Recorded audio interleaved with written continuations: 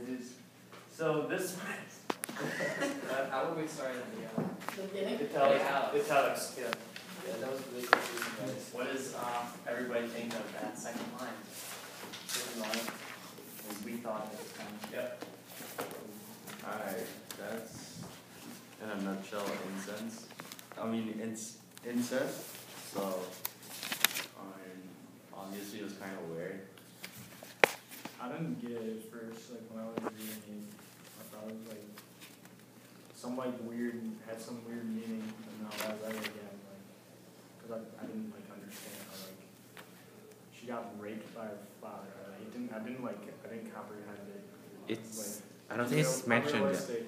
I mean, you're kind of like Yeah, they're very Just spiritual something that- people because they yeah. think like the flowers aren't growing because something bad happened. Yeah, you're not like used to like reading that kind of thing, so it's like. And I find it like a little weird as well because it's in the year 1941 and I don't know, it's kind of like believe that stuff is still really happening, I guess. You don't think? Yeah, it makes sense. But I mean, What do you mean it's a little late? like that sounds like something that only happened. Well, still like rape, still bad stuff. Yeah. Talking about incest in particular. Never mind. Okay. You mean it's just like it's weird hearing that account of like the incest kind of less than like a century. Yeah. What I don't understand is like, why would the author like put this passage like before the actual story? Or to get you like thinking once you read it. It's something like throws it like out there. It's something that it just like starts with information. I think It's like a flashback in a sense. Well, it's really like strong way to start. So it's like a diary? Well, No, It's like memory. Remember? Yeah. More. like maybe the author want to give impression of the Piccola for the reader first, so that when the reader starts to read, they will have thinking what's going on with Piccola. Well, if you think about it, the author is trying to set the setting because how many minorities get raped nowadays? Like even back then, and like there's a fine difference between blacks and whites. I mean, a lot of black people got raped back then. So yeah, the author is still trying to set the setting, and like these black people are minorities by giving an example that she just got raped. Also says that later on, says like they were so deeply concerned that the health and safety of the baby, even though it's like it was a father and daughter. I mean, most people would nowadays almost try to get an abortion or something. So it's just like weird how they were very concerned about that. Yeah, the second half of the part with italicized talks about like having seeds, and I found that really important. Like, what could that mean? And how they say, our innocence and faith were no more productive than his lust or despair. And so it's really like I feel like the younger people are kind of reminiscing of like on like what it means to like give birth and what it means to have like people like the possibility of like rape and parenting in their lives. And I kind of found how they like reminisced on it or like thought about it really important and really kind of revealing to like how different everybody could be. When they meet, like when we actually like meet people and like rest of and what we've read so far, they don't necessarily like introduce her. She's just like she comes in as like an extra character, but they don't like you don't really know anything about her if you didn't read like this part of the book. Right. Because it gives like background information about Cola. Way to put it. What is the significance of the marigold? Wherever they live, they're probably pretty popular flowers.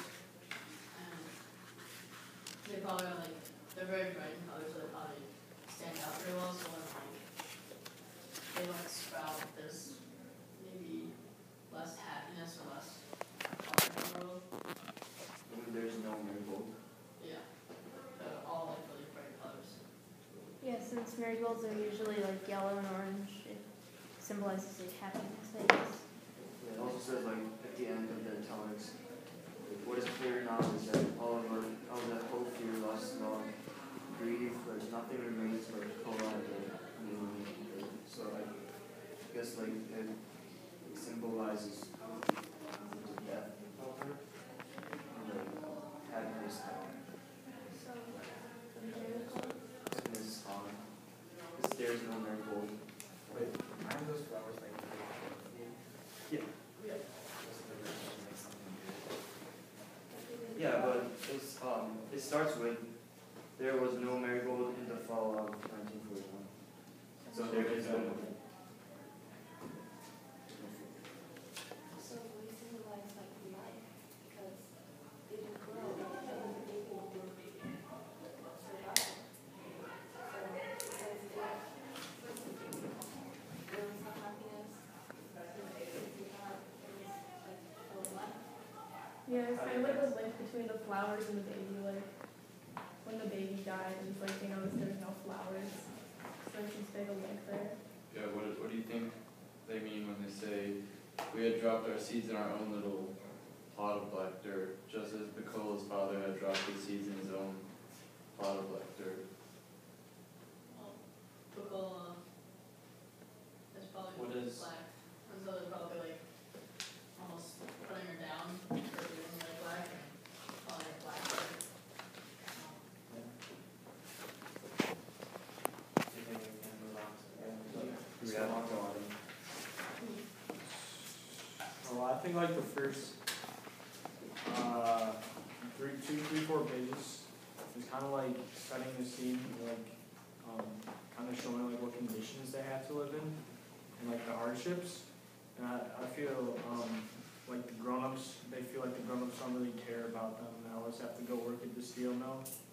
And when they like hurt themselves or don't do things right or get sick, they like get angry at them, because that's the way they perceive it, and they get like bad sicknesses, and they feel like the main character, she feels like there's not really, when she's narrating, she feels like there's not really a lot of love, and it's kind of like hard and unfair sometimes. And at the end, she like talks about how when like she's sick, someone like they don't like name her, or they don't name the person, she's like assisting her in her sickness and making sure she's all right through like the night. And I think that's like really important, how they like find like the positive side in a bunch of like negative, I guess, descriptions. Right. What do we think of the passage on the very first page that says when she comes out of the car, we would beat her up, make red marks on her leg, skin, and she would cry and ask us to do what we want to pull her pants down.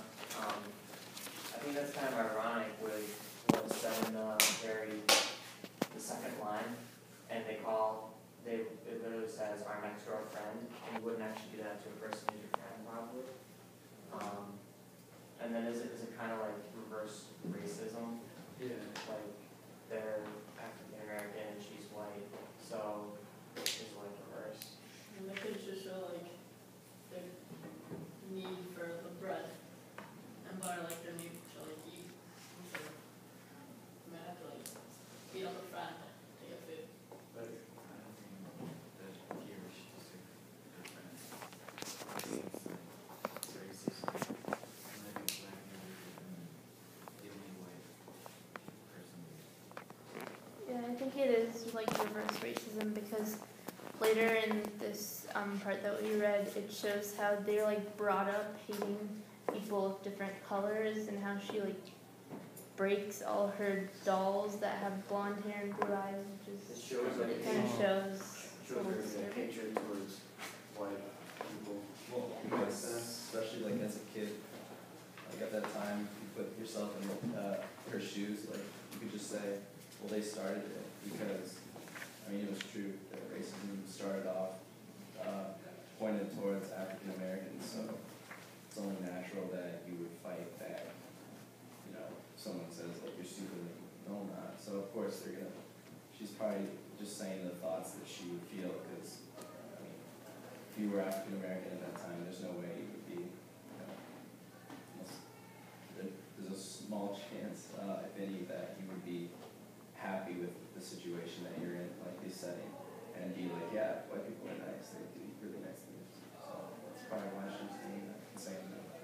think that she feels that because the doll looks nothing like her, because it has blonde hair and blue eyes, that it's like, because dolls are so, like they think of dolls as like mini thems in a way, like little babies. So like, because the doll looks nothing like her, and because like Shirley Temple looks nothing like her, I think she feels like more hatred towards them. It also makes sense, like, there was a whole passage about, like, how she didn't want to play with the doll when they gave her a doll, like, she didn't care about it or anything. So that would make sense why she didn't want to, like, be a mother to it or anything, because she couldn't really relate to it at all. I thought an important word that kept coming up was clean. And at the end when she's describing like the way like her childhood and like I guess like bathing like the doll, she said the irritable unimaginative cleanliness, like she feels like she hates like being like clean. And then but before at like the opposite of that, when they're describing the guy that like ran away, the woman, and they said Della was just too clean for him, and he wanted her to smell like a woman. So I feel like the adults might, if that's adults talking, they might they'd like pride cleanliness, but I think Claudia's her name. She doesn't like it because she doesn't like feel connected to it, kind of like she doesn't feel connected to the doll. I think that passage about Della Jones, how she ran away, and like said, she doesn't smell like women, like she's just too clean. It also shows the reader that like disadvantage, like, her feeling disadvantaged about like being a woman, like being female. Oh, I think like it might say that women in this society is not very highly respected, and maybe the dolls symbolize the theme of the story like rape, like unwanted child, and so the girls are in the stories like hatred them. What about the relationship between Claudia and her mother? It looks like It's it's very like tense. I I don't see any love there. I mean, I think it's kind of a love hate because it says, I don't know, I do not know that she is not angry at me, but at my sickness. Like, so it's kind of like, I don't know, a love hate kind of thing, because she's very strict, but at the same time she's kind of strict and for a good way. I think that it might be like a one-sided opinion though, because everything is from like Claudia's perspective, and not really from like her mother's own. So like she's viewing it as like her mother actually hates her, but in the sense that her mother actually just wants what's best for her. And it's like, for instance, that same thing what you're talking about, her mother's not actually mad at her personally, but mad at the sickness. Yeah, I feel like her mother doesn't like hate her, but she might just have the same pressure that Claudia has on her in the society because she's like a black woman. It's probably hard for her, and so she just doesn't have the same warmth that she could if she was more accepted in society. Well, because the mother, well, I can understand why she's mad at her daughter's sickness, because nobody can afford to get sick, because everybody has a job, everybody has a duty in that household. So if one person gets sick, just like our sports team, if someone gets hurt, that really like hurts our team. I think she shouldn't get mad because I mean, it's not mad at her, she's just mad about the situation. she's mad that she got sick. Yeah. Not mad at her for getting sick, just mad at the fact that she happens to be sick. Yeah. Or maybe she's mad at the fact that she's give birth to a girl instead of a boy. Yeah, maybe. I mean, I think